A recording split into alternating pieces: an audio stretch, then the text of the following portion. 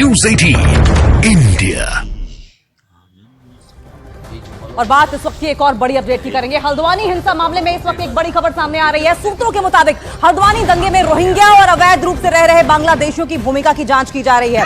सूत्रों के मुताबिक बनभूलपुरा में तकरीबन 5000 के आसपास रोहिंग्या, बांग्लादेशी और बाहरी लोग रहते हैं। सूत्रों के मुताबिक पुलिस को कुछ इनपुट्स मिले हैं कि उपद्रव के दिन कुछ लोग बनभूलपुरा के बाहरी इलाके में रेलवे लाइन के आसपास की झुग्गियों से भी उपद्रवियों के झुंड के बीच में देखे गए थे, जहां पर रोहिंग्या मुस्लिम की आबादी रहती है। और यही वजह है कि जांच के दायरे में अब इन्हें भी रखा जाएगा। ये बड़ी अपडेट सूत्रों के मुताबिक हल्द्वानी दंगे में रोहिंग्या और अवैध रूप से रह रहे बांग्लादेशियों की भूमिका की जांच की जा रही है।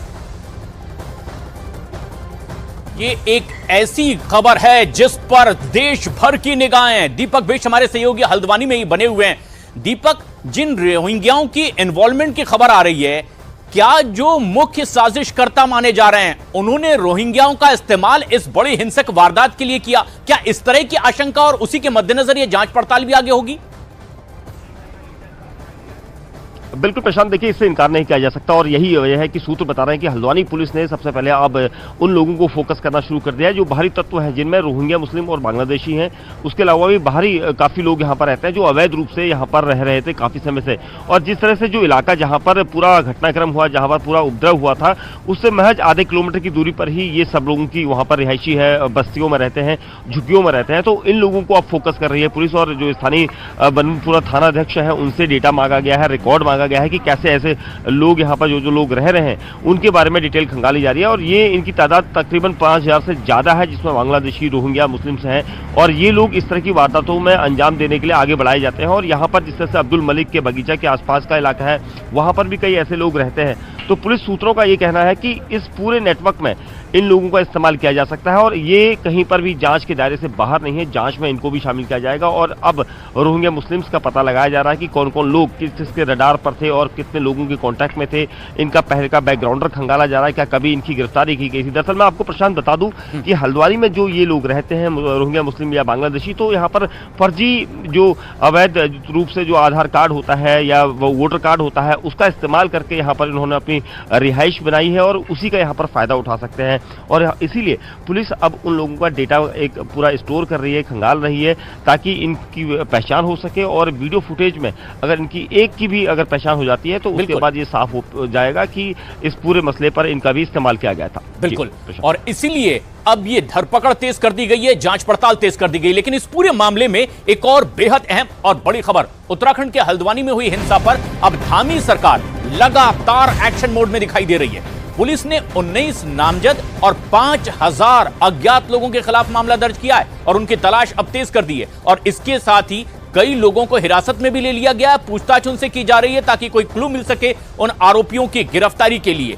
8 फरवरी को हिंसा जो हुई थी रात के अंधेरे में, उसका फायदा उठाकर उपद्रवी हल्द्वानी छोड़कर दूसरे राज्यों में भी भाग गए और पुलिस की करीब 10 टीमें बनाई है फरार उपद्रवियों की तलाश के लिए। और खास बात यह कि रामपुर, बरेली, मुरादाबाद, दिल्ली, पश्चिमी उत्तर प्रदेश के कई जिलों में दूसरे राज्यों में भी दबिश लगातार दी जा रही है। सीसीटीवी फुटेज की भी मदद ली जा रही है। मोबाइल वीडियो और जांच के आधार पर पुलिस अब उपद्रवियों को उनके घर से निकालकर गिरफ्तार भी कर रही है और उनसे भी आगे की पूछताछ की जा रही है ताकि इस पूरे मामले की साजिश पर से पर्दा हटाया जा सके। दीपक का सीधा रुख कर लेंगे। दीपक हमारे सहयोगी हमारे साथ बने हुए हैं। दीपक, 100 लोगों की पहले ही गिरफ्तारी हो चुकी है, क्या उम्मीद करें कि गिरफ्तारियां और होंगी? और क्या इन 100 लोगों से किसी तरह के कोई इनपुट्स मिले हैं अभी तक, कोई जानकारी इस बारे में?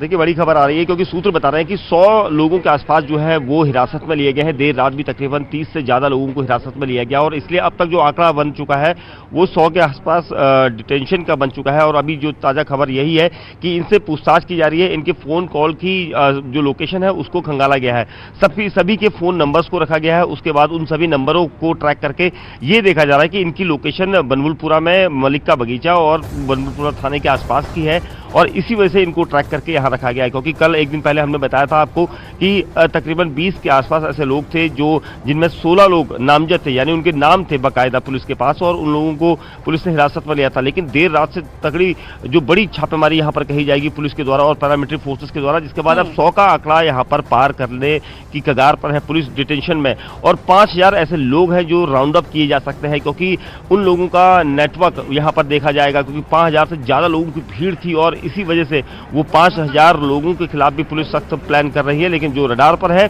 उनको पुलिस ने कहीं से भी नहीं छोड़ना है, ये सूत्र बता रहे हैं। पुलिस सूत्रों का कहना है कि देर सवेर नहीं तो 2 से 3 दिन में ये सारी गिरफ्तारी, यानी कि धामी सरकार किसी भी तरीके से दीपक दोषियों को बख्शने के मूड में नहीं है, और यही वजह है इस वक्त की बड़ी अपडेट हम अपने दर्शकों को बता रहे हैं न्यूज 18 इंडिया पर कि 100 लोगों को हिरासत में लिया गया है, लेकिन 5000 लोग जो कि इस भीड़ का हिस्सा थे उन्हें भी राउंड अप किया जा सकता है। और इधर हल्द्वानी हिंसा का मास्टरमाइंड बताए जाने वाले अब्दुल मलिक का एक वीडियो भी सामने आया है, जिसमें वो नगर निगम के अधिकारी से बहस करता हुआ नजर आ रहा है। दावा इस बात का किया जा रहा है कि यह वीडियो हिंसा वाले दिन यानी कि 8 फरवरी का है। आरोप इस बात का है कि नगर निगम की टीम जब दल बल के साथ बनफूलपुरा इलाके में अवैध कब्जा हटाने पहुंची तो आरोपी मलिक से उनकी जमकर बहस हुई। अब्दुल मलिक नगर निगम की टीम को जमीन के दस्तावेज नहीं दिखा पाए थे और नगर निगम के अधिकारी लगातार उनसे जमीन के कागज मांग रहे थे। जेल डालूंगा, आज ही डालूंगा, आज अभी डालिए आप, अभी चलिए थाने में जाइए, इनको काम में बाधा रात की कार्य में डालिए, चलिए आइए साहब हमारे साथ चलिए, चलिए रात की कार्य में बाधा उत्पन्न कर रहे हैं। अगर जमीन कागज नहीं खड़े नहीं होने जमीन का नहीं है कागज, ये कागज चाहिए, नहीं कागज है हमारे पास दादा, आप यहाँ से जाइए, पहले तो नहीं मेरे दादा जब तक फ्री होल्ड नहीं दिखाएंगे एक कदम नहीं खड़े, मेरे दादा पर दादा के नाम पे से कागज दिखाइए पहले। अरे हमारे दादा पर दादा के नाम है। हल्द्वानी हिंसा के मास्टरमाइंड अब्दुल मलिक ने साल दर साल कैसे एक बड़ी साजिश रची, साल 2014 से लगातार कैसे कब्जा बढ़ाता रहा, और जब कब्जा हटाने के लिए वहां टीम पहुंची तो लोगों ने उपद्रव किया, और इसकी एक एक डिटेल आपको सबूत के साथ दिखाएंगे कि किस तरीके से एक बड़ी साजिश रची गई इस अवैध कब्जे के लिए। और जब प्रशासन की वहां टीम पहुंची तो उनके खिलाफ भी यहां लोगों को एकजुट करके जबरदस्त उपद्रव किया गया, आगजनी की गई, थाने में आग लगा दी गई, और यहां तक साजिश रची गई कि थाने में ही पुलिस वालों को घेरकर जिंदा जला दिया जाए।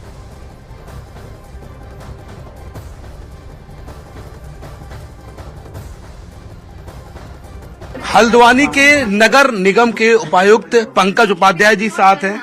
पंकज जी, आप लगातार ये आपने तमाम मैप दिखाए, 2014 का उसी जगह का है, मैं ये देख रहा हूँ पूरी तरीके से ये मैप खाली है। फिर मैं 2018 का देख रहा हूँ तो हल्का निर्माण दिख रहा है, 17 में प्रॉपर वहां पर देखिए तस्वीरों में भी साफ ने आपने दिखाया, 2023 में तो इलाका बस गया।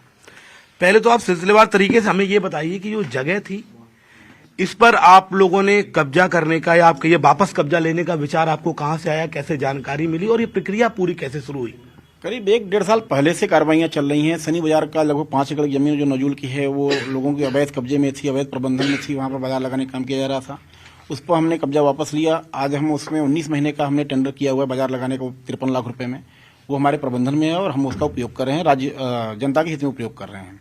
इसी प्रकार से अन्य जमीनें, भोलानाथ गार्डन का बगीचा है, नजाकत खां का बगीचा है, जैम फैक्ट्री है, मलिक का बगीचा है, जो इन स्थानीय नामों से जाने जाते हैं, इन सभी को चिन्हित किया गया था। इस संदर्भ में जिलाधिकारी महोदय से पत्राचार भी किया गया था।